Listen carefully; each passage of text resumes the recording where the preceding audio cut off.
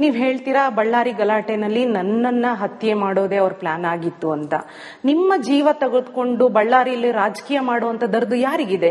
ಯಾರಿಗೆ ನಿಮ್ಮ ರಕ್ತ ಬೇಕಾಗಿದೆ? ನಿಮ್ಮ ವೈರಿ ಯಾರು ಬಳ್ಳಾರಿನಲ್ಲಿ? ನೋಡಿ, ಇವತ್ತಮ್ಮ ನಿಮಗೆ ಈ ಹಿಂದೆ ಒಂದು ದೊಡ್ಡ ರಾಜಕೀಯ ಕುಟುಂಬ ಇತ್ತು.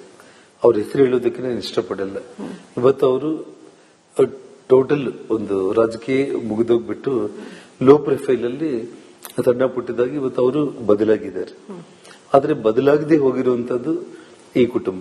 ಯಾರು? ನಾರಾ ಭರತ್ ರೆಡ್ಡಿ ಮತ್ತು ಅವರ ತಂದೆ ನಾರಾ ಸೂರ್ಯನಾರಾಯಣ ರೆಡ್ಡಿ ಅವರು ತಾವು ಹೇಳಿದ್ರಲ್ಲ, ನಿಮ್ ಪ್ರಾಣ ತಕ್ಕೊಂಡ್ಬಿಟ್ಟು ಅವ್ರಿಗೇನು ಲಾಭ ಆಗ್ಬಹುದು ಅಂತೇಳಿ. ಅವ್ರಿಗೇನಾಗಿದೆ, ಜನಾರ್ದನ್ ರೆಡ್ಡಿ ಬಳ್ಳಾರಿ ನಗರಕ್ಕೆ ಸೀಮಿತ ಆಗಿರುವಂತದ್ದಲ್ಲ. ಇಡೀ ಕಲ್ಯಾಣ ಕರ್ನಾಟಕ, ಉತ್ತರ ಕರ್ನಾಟಕ ಭಾಗದಲ್ಲಿ ನನಗೇ ಆಗಿರುವಂತಹ ಒಂದು ವಿಷಯದಲ್ಲಿ ಒಂದು ಕನಿಷ್ಠ ಒಂದು 15-20 ಮಂದಿ MLAಗಳು ನನ್ನ ಒಂದು ಇದರಲ್ಲಿ ಗೆಲ್ಲುವಂತ ಒಂದು ಅವಕಾಶ ಇರುವಂತ ಕ್ಷೇತ್ರಗಳಿದೆ. ಇವತ್ತಿಲ್ಲಿ ಪಕ್ಷ ಅನ್ನೋದು ಬಹಳ ಮುಖ್ಯ, ಪಕ್ಷದ ಕಾರ್ಯಕರ್ತರು ಅಷ್ಟೇ ಮುಖ್ಯ, ಅದರೊಟ್ಟಿಗೆ ಒಬ್ಬ ಲೀಡರ್ ಕೂಡ ಒಂದಿಷ್ಟು ಮುಖ್ಯನೇ. ಹಾಗಾಗಿ ಅವ್ರಿಗೇನಾಗಿದೆ, 28 ಚುನಾವಣೆಯಲ್ಲಿ ಇಡೀ ನಮ್ಮ ವ್ಯವಹಾರಗಳನ್ನ ಇಲ್ಲಿ ಹೊರಗಡೆ ತೆಗಿತಾರೆ ಅನ್ನೋ ಭಯದಲ್ಲಿ ಅವರಿಗೆ ಕೊನೆ ಹೆಸರು ಏನು? ಈ ಹಿಂದೆ ಕಾಂಗ್ರೆಸ್ ಪಕ್ಷ ನನ್ನ ಮೇಲೆ ಏನ್ ಮಾಡಿದೆ? 250 ಮಂದಿ ಗಣಿ ಮಾಲೀಕರಲ್ಲಿ ಒಬ್ಬ ಜನಾರ್ದನ್ ರೆಡ್ಡಿನೇ ಅಕ್ರಮ ಗಣಿಗಾರಿಕೆ ಮಾಡಿದ್ದಾರೆ ಅಂತ ಹೇಳಿ ರಾಜಕೀಯವಾಗಿ ನಾವು ಪ್ರಬಲರಾಗಿ ದಕ್ಷಿಣ ಭಾರತದಲ್ಲಿ ಮೊದಲ ಬಿಜೆಪಿ ಸರ್ಕಾರ ಬರೋದಕ್ಕೆ ಇವರು ಕಾರಣ ಅನ್ನುವಂತ ಕಾರಣಕ್ಕೆ ಅವತ್ತು ಸೋನಿಯಾ ಗಾಂಧಿ ಅವರು ಇಡೀ ಕರ್ನಾಟಕ ಕಾಂಗ್ರೆಸ್ ಲೀಡರ್ಸ್ ಎಲ್ಲ ಕೂಡ ಹೋಗಿ ಅವ್ರನ್ನ ಹೇಗಾದ್ರೂ ಮುಗಿಸ್ಲೇಬೇಕು ಅಂತ ಹೇಳಿ ಸಿಬಿಐ ಮೂಲಕ ನನ್ನ ಬಂಧಿಸಿ ನನಗೆ ಎಷ್ಟೆಲ್ಲ ಹಿಂಸೆ ಕೊಟ್ಟರು, 4 ವರ್ಷ ಜೈಲಲ್ಲಿಟ್ಟು ಅನ್ನೋದನ್ನ ತಾವು ನೋಡಿದರೆ.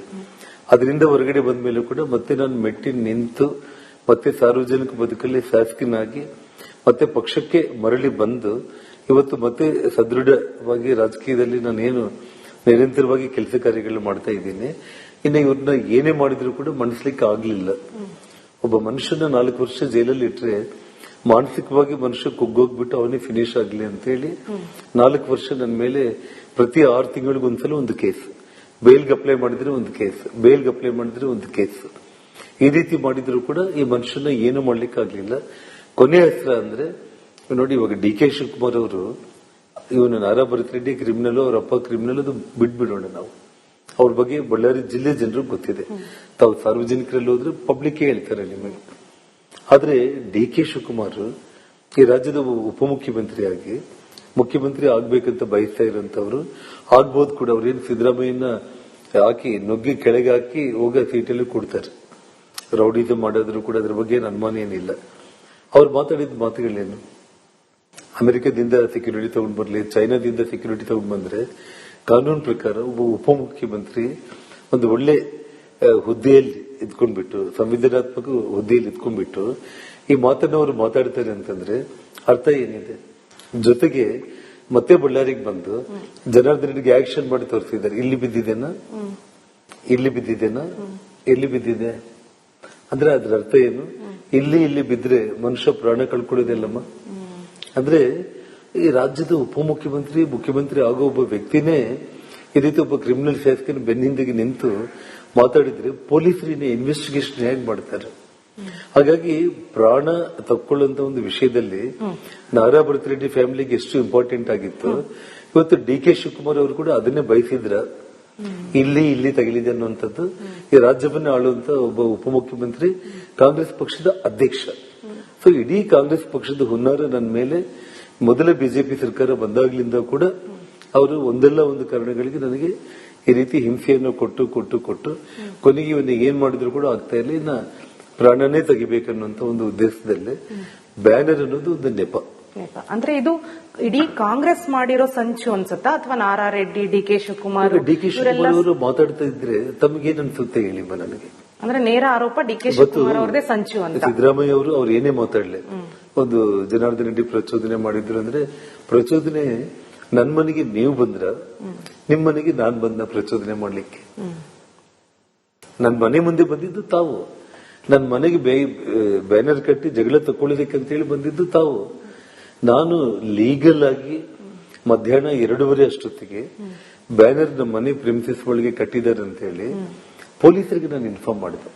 ಸೊ ಪೊಲೀಸರು ಬಂದು ಮನೆ ಕಾಂಪೌಂಡ್ ಒಳಗಡೆ ಇವರು ಕಟ್ಟಿದ್ದಾರೆ ಅಂತ ಹೇಳಿ ಕನ್ಫರ್ಮ್ ಆದ್ಮೇಲೆನೆ ಯಾವುದೇ ಮುನ್ಸಿಪಾಲಿಟಿ ಪರ್ಮಿಷನ್ ಇಲ್ದಾಗೇನೆ ದೌರ್ಜನ್ಯವಾಗಿ ಬಂದು ಮಾಡಿದ್ದಾರೆ ಅಂತ ಹೇಳಿ ಮಹಾಂತೇಶ್ ಅಂತ ಹೇಳಿ ಸರ್ಕಲ್ ಇನ್ಸ್ಪೆಕ್ಟರ್ಗೆ ನನ್ನ ಆಪ್ತರು ಫೋನ್ ಮಾಡಿ ಕಾಲ್ ಮಾಡಿದಾಗ ತಕ್ಷಣ ಇಬ್ಬರು ಪೊಲೀಸ್ ಕಾನ್ಸ್ಟೇಬಲ್ಸ್ ಕುಮಾರ್ ರೆಡ್ಡಿ ಮತ್ತು ವೀರೇಶ್ ಅಂತ ಇಬ್ಬರು ಪೊಲೀಸರು ಸ್ಥಳಕ್ಕೆ ಬಂದು ಬ್ಯಾನರ್ ತೆರವುಗೊಳಿಸಿದ್ರು. ನಾರಾ ಭರತ್ ರೆಡ್ಡಿ ಅವರ ಆರೋಪ ಏನು ಅಂದ್ರೆ, ಬ್ಯಾನರ್ ಕಟ್ಟಿದ್ದಾರೆ ನನ್ನ ಮನೆ ಮುಂದೆ ಅಂತ ಜನಾರ್ದನ ರೆಡ್ಡಿ ಅವರೇ ಅಥವಾ ಅವ್ರ PA ನನಗೊಂದು ಫೋನ್ ಮಾಡಿದ್ರೆ ಸಾಕಿತ್ತು, ನಾನು ತೆರವು ಮಾಡ್ತಿದ್ದೆ. ಇದು ಇಷ್ಟು ದೊಡ್ಡ ಮಟ್ಟಕ್ಕೆ ಹೋಗೋ ಅವಶ್ಯಕತೆ ಇರಲಿಲ್ಲ. ಆದ್ರೆ ಜನಾರ್ದನ ರೆಡ್ಡಿ ಅವರ ಉದ್ದೇಶ ಇದ್ದಿದ್ದೇ ಇದು ದೊಡ್ಡ ಮಟ್ಟಕ್ಕೆ ಹೋಗ್ಬೇಕು, ಅನಾಹುತ ಆಗ್ಬೇಕು ಅಂತ ಅವರೇ ಪ್ರಚೋದನೆ ಕೊಟ್ರು ಅನ್ನೋದು ನಾರಾ ಭರತ್ ರೆಡ್ಡಿ ಅವರ ನೇರ ಆರೋಪ. ಆ ಪ್ರಶ್ನೆಗೆ ಇದೇ ಉತ್ತರಮ್ಮ. ಇವತ್ತು ಟೆಲಿಫೋನ್ ನೀವೇ ತೆಗ್ಸಿದ್ರಿ, ನೀವೇ ಕಾಲ್ ಮಾಡಿ ತೆಗ್ಸಿದ್ರಿ. ಟೆಲಿಫೋನ್ ಎವಿಡೆನ್ಸ್ ಗಳಿದೆ, ಪೊಲೀಸರೇ ಬಂದಿದ್ದಾರೆ ಸ್ಥಳಕ್ಕೆ. ಪೊಲೀಸರು ಇವಾಗ ನಮ್ಮಿಂದ ಪೊಲೀಸರಿಗೆ ಫೋನ್ ಹೋಗಿದ್ದು ರೆಕಾರ್ಡ್ ಇದೆ. ಪೊಲೀಸರು ಇಲ್ಲಿಗೆ ಬಂದು ತೆರವುಗೊಳಿಸಿ ಮತ್ತೆ ನಾವು ಇಲ್ಲೆಲ್ಲ ಕ್ಲಿಯರ್ ಮಾಡಿದ್ವಿ ಸರ್ ಅಂತ ಹೇಳಿ ಹೇಳಿದ್ದು ರೆಕಾರ್ಡ್ ಇದೆ. ಎಲ್ಲ ಪ್ರತಿಯೊಂದು ಆನ್ ರೆಕಾರ್ಡ್. ಅದಕ್ಕೆ ನಾನು ಈ ಕ್ರಿಮಿನಲ್ಸ್ ಹಿಂಗೆಲ್ಲ ಮಾಡ್ತಾರೆ ಅಂತ ಹೇಳಿ ನಾನು ಪ್ರತಿಯೊಂದು ಕೂಡ ಪೊಲೀಸರಿಗೆ ನಾನು ಇಂಟಿಮೇಷನ್ ಕೊಟ್ಟು ಪೊಲೀಸರ ಸಮಕ್ಷಮದಲ್ಲೇ ಆ ಬ್ಯಾನರ್ ನೀವು ಮಾಡಿದ್ದು ತಪ್ಪು, ಅವ್ರ ಪ್ರಿಮಿಸಸ್ ಒಳಗಡೆ ಹಾಕಿದ್ದೀರಿ ಅಂತೇಳಿ ಅವ್ರು ತೆಗೆದಾಕಿದ್ದು. ಸೊ ಇನ್ನೇನು ಪ್ರಾಬ್ಲಮ್ ಕ್ಲಿಯರ್ ಆಯ್ತಲ್ಲ ಅಂತ ನಾವು ಅನ್ಕೊಂಡಿದ್ದು. ನನಗೆ ಫೋನ್ ಮಾಡ್ತೀನಿ ನಾನೇ ತೆಗಿತೀನಿ ಅಂತ ಹೇಳೋದು ಬೇಡ, ಪೊಲೀಸರೇ ಬಂದು ಮಧ್ಯಾಹ್ನ 2ವರೆಗೆ ಬ್ಯಾನರ್ ತೆಗೆದಾಕಿದ್ದಾರೆ. ಅದಾದ್ಮೇಲೆ ಇವ್ರು ಏನ್ ಮಾಡಿದ್ರು, ಸಾಯಂಕಾಲ 5-6 ನಡುವೆ ಮತ್ತೆ 40 ಮಂದಿ ಗುಂಡಾಗಳನ್ನ ಹಾಕೊಂಡು ಬಂದು ಇದೇ ಮನೆ ಮುಂದೆನೆ ಚೇರ್ಸ್ ಹಾಕೊಂಡು ಬೀರ್ ಬಾಟಲ್ಸ್ ಓಪನ್ ಮಾಡಿ ಅವನ ಇದ್ರೆ ಮನೆಯಲ್ಲಿ ಕರೀರೋ, ನಾವು ಇಲ್ಲಿ ಬ್ಯಾನರ್ ಹಾಕ್ತಾ ಇದೀವಿ ಅಂತ ಹೇಳಿ ಅಂದಾಗ ನಾನು ನನ್ನ ಶ್ರೀಮತಿ ಇಬ್ಬರು ಕೂಡ ಗಂಗಾವತಿ ಕ್ಷೇತ್ರದಲ್ಲಿ ಚೆನ್ನಬಸವ ತಾತ ಜಾತ್ರೆ ಅಂತ ಇತ್ತು. ಆ ಜಾತ್ರೆ ಮುಗಿಸ್ಕೊಂಡು ಬರೋ ಟೈಮ್ನಲ್ಲಿ ನಾನು ಕಂಪ್ಲಿ ಆಜುಬಾಜು ಇರೋ ಟೈಮ್ನಲ್ಲಿ ಫೋನ್ ಬಂದ ತಕ್ಷಣ ಮತ್ತೆ ನಾನು ಪೊಲೀಸರಿಗೆ ಇಂಟಿಮೇಷನ್ ಕೊಟ್ಟಿದ್ದೆ. ಇಲ್ಲಿ ಹೋದ್ರೆ ಪೊಲೀಸರಲ್ಲಿ ಬರೋ ಅವಕಾಶನೇ ಇರ್ತಿದ್ದಿಲ್ಲ.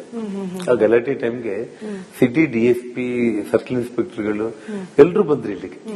ನಾನು ಗಂಗಾವತಿಯಿಂದ ಬರೋದ್ರೊಳಗಡೆ ಪೊಲೀಸರ ಸಮಕ್ಷಮದಲ್ಲೇ ಫೈರಿಂಗ್ ಸ್ಟಾರ್ಟ್ ಮಾಡಿದ್ರು. ಆ ಪ್ರೈವೇಟ್ ಗನ್ಮ್ಯಾನ್ಗಳ ಜೊತೆ ನಾನು ಬಂದು ಕಾರಲ್ಲಿ ಇಳಿತಾ ಇದ್ದೇನೆ. ಶ್ರೀರಾಮುಲವರು ಅಷ್ಟೊತ್ತಿಗೆ ಹೋಗಿ ಅವ್ರನ್ನ ಕನ್ವಿನ್ಸ್ ಮಾಡ್ತಾ ಇದ್ದಾನೆ, ಮನೆ ಮುಂದೆ ಬಂದು ನೀವು ಈ ರೀತಿ ಜಗಳ ಮಾಡೋದು ಸರಿಯಲ್ಲ ಅಂತ ಹೇಳಿ. ನಿಮಗೆ ವಿಡಿಯೋಸ್ ಕೂಡ ಇದೆ. ಅಲ್ಲೇನ್ ಶ್ರೀರಾಮುಲು ಕೈಯಲ್ಲಿ ಕತ್ತಿ ಅಥವಾ ಗನ್ನು ತಗೊಂಡೋಗಿ ಮಾತಾಡಿಲ್ಲ. ಒಬ್ಬ 10 ವರ್ಷ ಮಂತ್ರಿ ಆಗಿದ್ದಂತವನು ಈ ರಾಜ್ಯದಲ್ಲಿ ಅಷ್ಟು ದೊಡ್ಡ ಹಿಂದುಳಿದ ನಾಯಕನಾಗಿ ಕೈಯಲ್ಲಿ ಏನೂ ವೆಪನ್ಸ್ ಇಲ್ಲ, ಒಂದು ಗನ್ಮ್ಯಾನ್ ಇಲ್ಲ, ನಾರ್ಮಲ್ ಆಗಿ ಹೋಗ್ಬಿಟ್ಟು ಈ ರೀತಿ ಮನೆ ಮುಂದೆ ಬಂದು ನೀವು ಕೂತ್ಕೊಂಡು ಗಲಾಟೆ ಮಾಡೋದು ಸರಿಯಲ್ಲ, ಇಲ್ಲಿಂದ ನೀವು ಎದ್ದೋಗ್ರಿ, ಏನಾದ್ರೂ ಇದ್ರೆ ಪರ್ಮಿಷನ್ಸ್ ಮುನ್ಸಿಪಾಲಿಟಿ ಅಧಿಕಾರಿಗಳು ಪೊಲೀಸರು ಬಂದು ಅವ್ರು ಏನಾದ್ರು ಇದ್ರೆ ಬ್ಯಾನರ್ ಹಾಕ್ತಾರ ಬಿಡ್ತಾರ, ಅವ್ರಿಗೆ ಬಿಟ್ಟಿದ್ದು. ಇವಾಗ ನಿಮ್ಗೆ ನಿಜವಾಗ್ಲೂ ಕೂಡ ಕಾನೂನು ಪ್ರಕಾರ ಮಾಡೋದಿತ್ತು ಅಂದ್ರೆ ಮುನ್ಸಿಪಾಲಿಟಿ ಅಧಿಕಾರಿಗಳ ಹತ್ರ ನೀವು ಪರ್ಮಿಷನ್ ತಗೊಂಡಿದ್ರೆ ಪೊಲೀಸರನ್ನೇ ಕಳಿಸಿ ಇದೇ MLA ಆಗ್ಬೋದಾಗಿತ್ತಾಗ್ಲಿ. ರೌಡಿಗಳು ಗೂಂಡಗಳನ್ನ, ಪ್ರೈವೇಟ್ ಗನ್ಮ್ಯಾನ್ಗಳನ್ನ, ಬಿಯರ್ ಬಾಟಲ್ಸ್, ಪೆಟ್ರೋಲ್ ಬಾಂಬ್ಸ್ ತಗೊಂಡ್ ಬಂದಿದ್ದಾರೆ ಅಂದ್ರೆ ಇದೆಲ್ಲ ಪ್ರೀ ಪ್ಲಾನ್ಡ್ ಅಲ್ಲಮ್ಮ.